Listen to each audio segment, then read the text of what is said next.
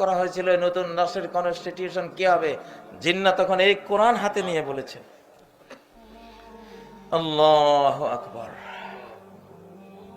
আসল দোষটা হয়েছে এখানে, আসল দোষটা হয়েছে এইখানে। কেউ শান্তি পায়নি, সুন্দর পরিণতি নিয়ে কেউ যেতে পারেনি। আমি উপদেষ্টাদেরকে যার কাছে গিয়েছেন বলে আসছি যে তুমি সবাইকে জানাই দিও যে এই দেশে রাজনীতি যদি করো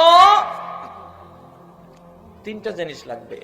ইসলামিক এক নাম্বার, ইসলামিক কোরআনিক হতে হবে।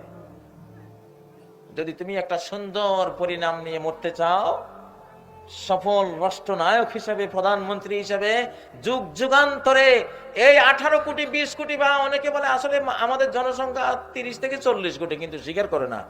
আমার মনে হয় ওইটাই সত্য। যাই হোক, নাহলে এত মানুষ আসে কোত্থেকে?